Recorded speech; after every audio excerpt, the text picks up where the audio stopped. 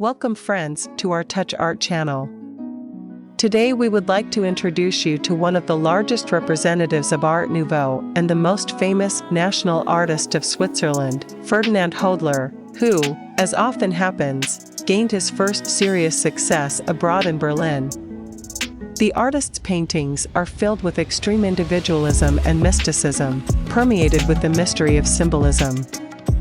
Until you get acquainted with the title of the work, it is not always possible to make out what the author wanted to convey to the viewer, but knowing the title, the paintings are filled with high meaning.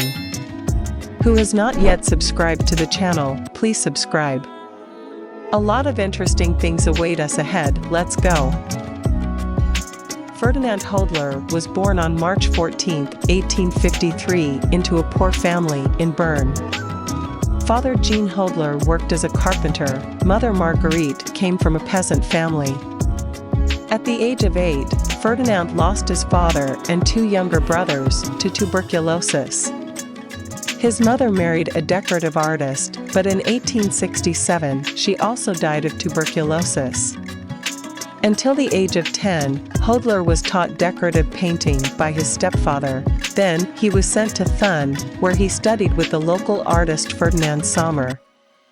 Hodler's early works consisted of landscapes that he sold to tourists. In 1871, he reached Geneva on foot, becoming a student of Barthélemy Mena. In 1875, the artist visited Basel, where he studied the work of Hans Holbein the Younger, and especially scrupulously his painting Dead Christ, which later led to his attention to the theme of death. In 1890, he completed work on the painting Night, which marks Hodler's transition to the symbolist manner.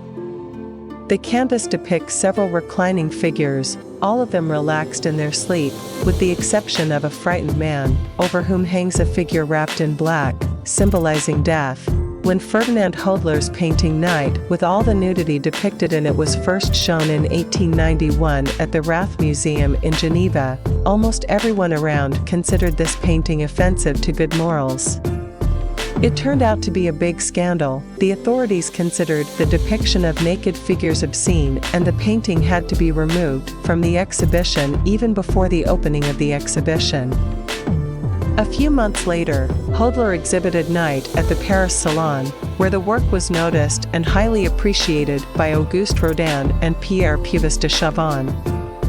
7 years later, the same work, being presented at the Great Berlin Art Exhibition, helped the master begin a truly stellar international career. From 1898 until the outbreak of the First World War, F. Hodler held more than 4 dozen exhibitions in Berlin, a city that in the early years of the 20th century was one of the most important artistic centers in Europe, along with Paris and Vienna. The painting Night was shown in the building of the Berlin Secession, an association of Berlin artists and sculptors of the late 19th century who rejected the rules and stylistics of academic art, and it is not surprising that Hodler fit very well into this community. His work was also exhibited in the galleries of Fritz Gerlet and Paul Cassirer, art dealers who actively supported and promoted Impressionism and Modernism. Berlin was for Hodler a stage, a place for wide communication, a theater for pre-planned military operations on the cultural front. He was a real strategist, and a very intelligent one, says Heckmann, curator of the Berlinisch Gallery Museum of Contemporary Fine Art. By 1911, Hodler had occupied a prominent place in the Berlin art scene. As one critic wrote then, the tireless secession presents Hodler's paintings at every opportunity. He is now known literally from all sides as the best muralist of our time, so now Hodler also belongs to Germany, like Gottfried Keller. However, there was no consensus on the quality and significance of the Swiss's work. The artist's works of the 1890s show the influence of several genres. Hodler sought to combine the artistic techniques of modernism and symbolism, developing his own style, which he called parallelism.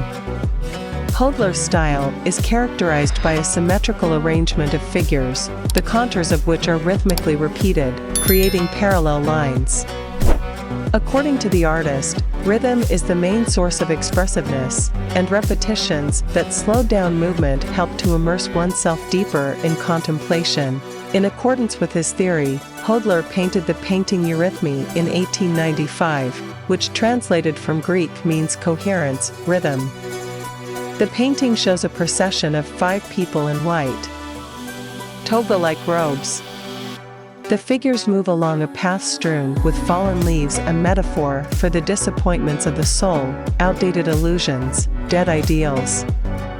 Some researchers believe that in Eurythmy the artist embodied the ideas of the Belgian symbolist playwright Maurice Maeterlinck, who believed that silence for the human soul is more important than words, and that the soul awakens when the lips are closed. On May 16, 1896, during the National Exhibition in Geneva, Ferdinand Hodler was captured in a documentary film by the Lumiere brothers.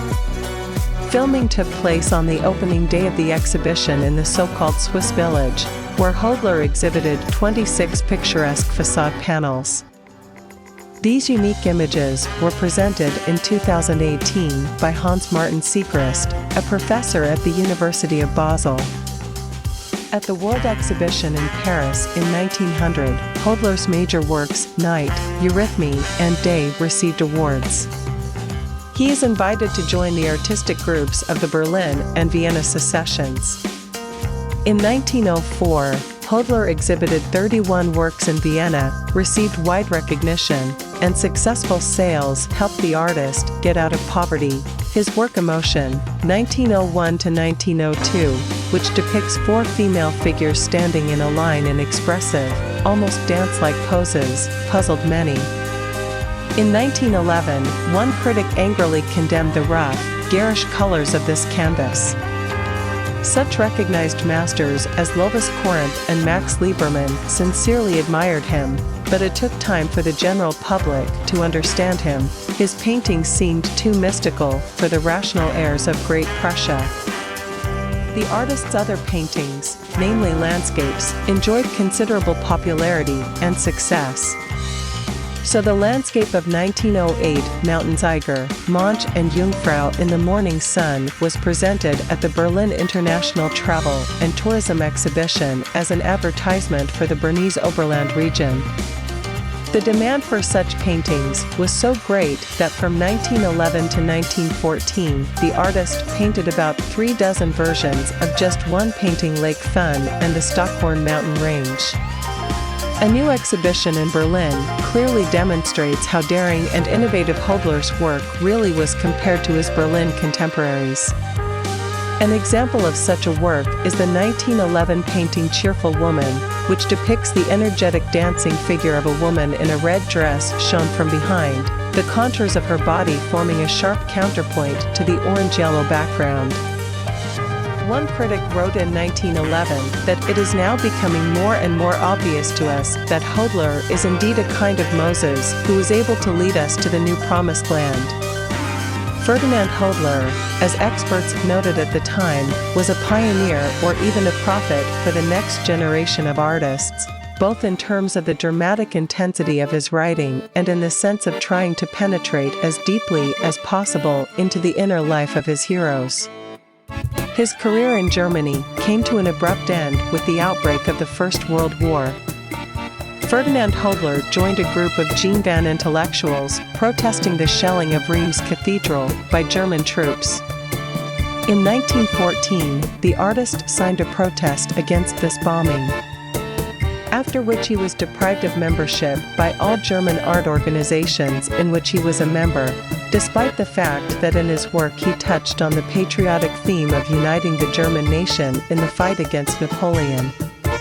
Later, this episode of his life would become known to the public as the Hodler Affair, which caused a wave of outrage in Germany, although by the time of his death in May 1918, the artist had already been largely rehabilitated, and Berlin galleries began exhibiting his work again. Hodler's most famous work is The Woodcutter, 1908, which was printed on the 50 Swiss franc notes issued in 1911 and influenced the artistic imagery of the future Soviet avant-garde. In the fall of 1918, one critic praised an exhibition of magnificent early landscapes at the Ferdinand Gallery and noted that Hodler's stock is rising. Younger artists, including Vasily Kandinsky, fully recognized Hodler's enormous contribution to the development of art. The critic Theodor Dubler, in his article on the artist's death, noted that Hodler can well be called one of the first expressionists.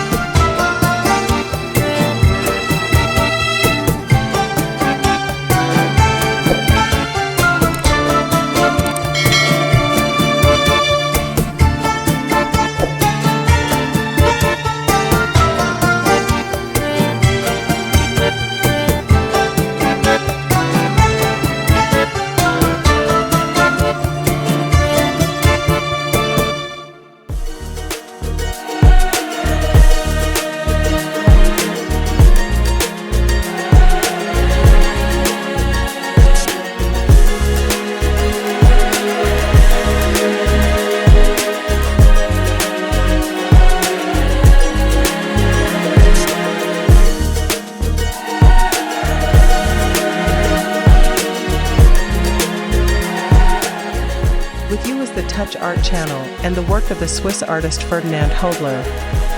We hope you like the artist's paintings and subscribe to our channel to be in the community of true art connoisseurs. Thank you.